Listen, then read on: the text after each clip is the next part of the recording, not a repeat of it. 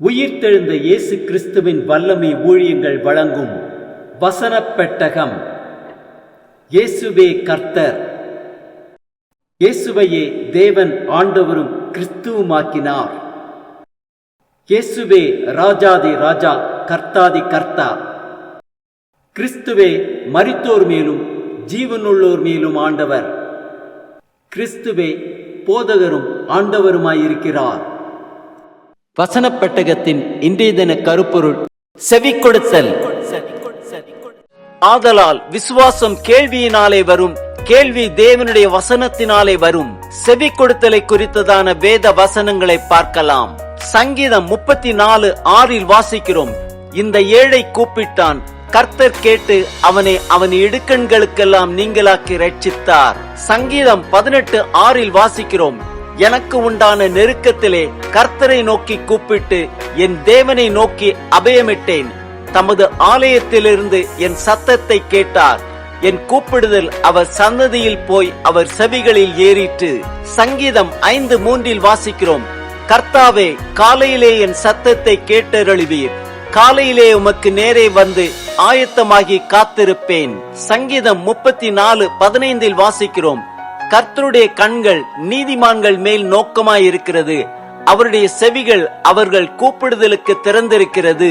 சங்கீதம் 116:1-2 வாசிக்கிறோம், கர்த்தர் என் சத்தத்தையும் என் விண்ணப்பத்தையும் கேட்டதினால் அன்பு கூறுகிறேன், அவர் தமது செவியை எனக்கு சாய்த்தபடியால் நான் உயிரோடு இருக்கும் அளவும் அவரை தொழுது கொள்ளுவேன். நீதிமொழிகள் 4:20-21 வாசிக்கிறோம், என் மகனே என் வார்த்தைகளை கவனி, என் வசனங்களுக்கு உன் செவியை சாய், அவைகள் உன் கண்களை விட்டு பிரியாதிருப்பதாக, அவைகளை உன் இருதயத்துக்குள்ளே காத்துக்கொள்.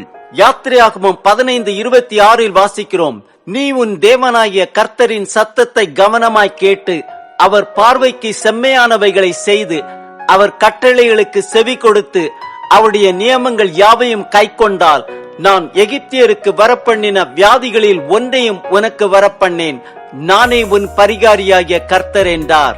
மத்தேயு 7:24 வாசிக்கிறோம், ஆகையால் நான் சொல்லிய இந்த வார்த்தைகளை கேட்டு இவைகளின்படி செய்கிறவன் எவனோ அவனை கன்மலையின் மேல் தன் வீட்டை கட்டின புத்தி உள்ள மனுஷனுக்கு ஒப்பிடுவேன்.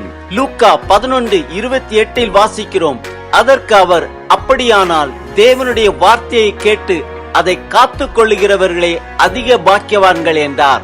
பிலிப்பியர் 4:9 வாசிக்கிறோம், நீங்கள் என்னிடத்தில் கற்றும் அடைந்தும் கேட்டும் கண்டும் இருக்கிறவைகள் எவைகளோ அவைகளையே செய்யுங்கள், அப்பொழுது சமாதானத்தின் தேவன் உங்களோடு இருப்பார். 1 யோவான் 5:14-15 வாசிக்கிறோம், நாம் எதையாகிலும் அவருடைய சித்தத்தின்படி கேட்டால் அவர் நமக்கு செவி கொடுக்கிறார் என்பதே அவரை பற்றி நாம் கொண்டிருக்கிற தைரியம். நாம் எதை கேட்டாலும் அவர் நமக்கு செவி கொடுக்கிறார் என்று நாம் அறிந்திருந்தோமானால் அவரிடத்தில் நாம் கேட்டவைகளை பெற்றுக் கொண்டோம் என்றும் அறிந்திருக்கிறோம்.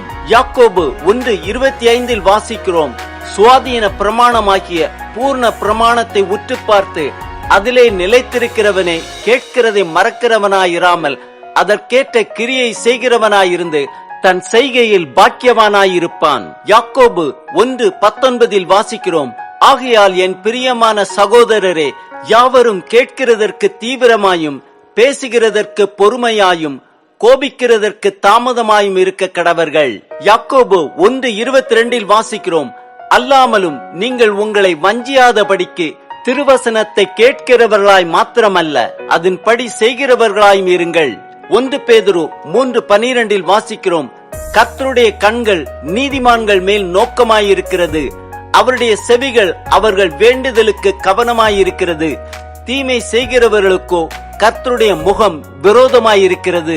வெளிப்படுத்தின விசேஷம் 3:20 வாசிக்கிறோம், இதோ வாசற்படியிலே நின்று தட்டுகிறேன், ஒருவன் என் சத்தத்தை கேட்டு கதவை திறந்தால் அவனிடத்தில் நான் பிரவேசித்து அவனோடே போஜனம் பண்ணுவேன், அவனும் என்னோடே போஜனம் பண்ணுவான்.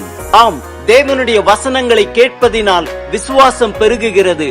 அவைகள் நம் கண்களை விட்டு பிரியாதிருப்பதாக அவைகளை நம் இருதயத்துக்குள்ளே காத்துக்கொள்வோம், அப்பொழுது நாம் பாக்கியவான்களாயிருப்போம். கர்த்தருடைய கண்கள் நீதிமான்கள் மேல் நோக்கமாயிருக்கிறது, அவருடைய செவிகள் நம் வேண்டுதலுக்கு கவனமாயிருக்கிறது. தேவனுடைய சித்தத்தின்படி கேட்டு ஆசீர்வாதங்களை பெற்றுக்கொள்வோம்.